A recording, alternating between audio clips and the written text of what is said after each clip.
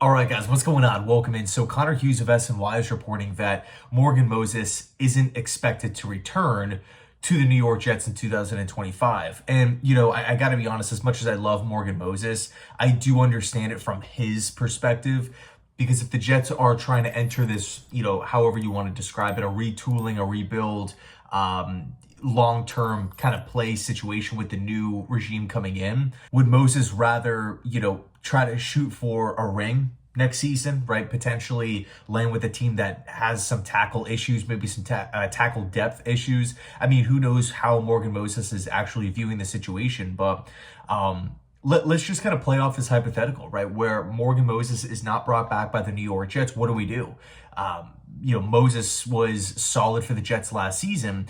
And, luckily for us, we have a lot of different positions figured out on the O-line, really the other four. And it really just comes down to that final piece at right tackle. Now, naturally for me, I would want the Jets to draft that player. And now all of a sudden you have a group of offensive linemen that you could build around for, just years on end, as opposed to going like the 1-year rental route. But let's take a look at free agency first, right? Who are the free agent options that the Jets could target at right tackle, assuming Moses is not brought back? Not many options. Not many options. There's one name that stands out for me.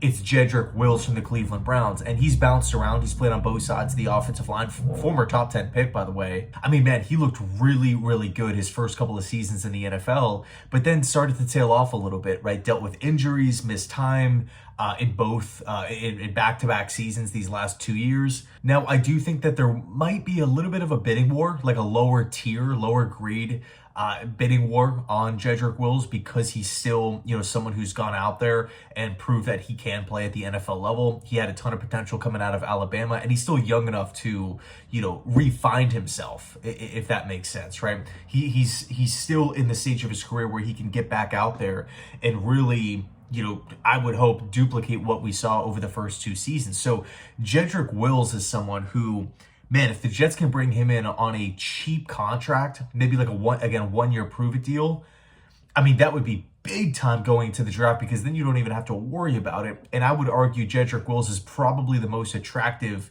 right tackle option out there on the market, all things considered, right? Age, price, what he can be, a guy like that. And I also feel like he would fit the system as well with Tanner Inkstrand. Another name is like Trent Brown, veteran, longtime veteran with the New England Patriots, the Raiders, and most recently the Cincinnati Bengals.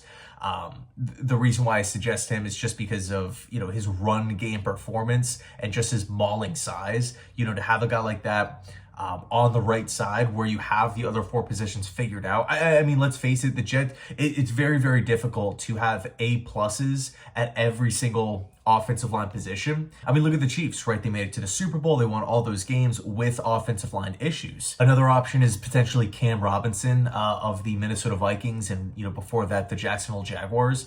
Someone who's played on both sides of the offensive line, someone who's been really labeled as a durable tackle. You're not going to get that top end play, but you're definitely not going to get horrible play. I feel like Cam Robinson's an interesting option, especially if the plan, right out of the gate is, we're signing Cam Robinson. You are going to be the right tackle, and he's excited and on board for that. I like that option. I do. But if we don't go with a free agent, we have to turn our attention towards the draft. Right now, the draft, there are some really interesting options, right? You have Membu from Missouri. You have Simmons from Ohio State. Both guys I feel like are plug and play day one right tackles on this Jets team. And then you have someone from Boston College in Ozzie Trapilo, who's like a 6'7", 6'8" right tackle. We'll see how the measurables come into the combine, but I was really, really impressed with what he was able to do with Bill O'Brien's offense from a year ago.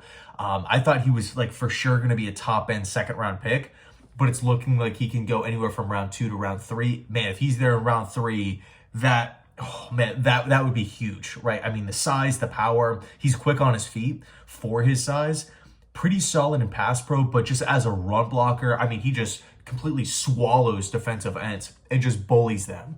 If you can go out and get Ozzie Trapilo in round 3, you address other positions in round 1 and 2, whatever those might be: corner, safety, tight end, receiver, defensive tackle, right? The Jets have a lot of needs. and go out and land a potential day one starter at right tackle with a high upside in round 3, that would be insane. But I don't think, despite the current draft buzz, he's going to last like deep in around 3. I think if he does get to round 3, he's probably going to be picked within the first like 2 or 3 picks. But anyway, let me know your thoughts down below in the comment section on this. Again, I'm a huge Morgan Moses fan. And look, nothing's official yet. This is just a Connor Hughes report suggesting that he is not expected to return. So anyway, let me know your thoughts. And as always, go Jets.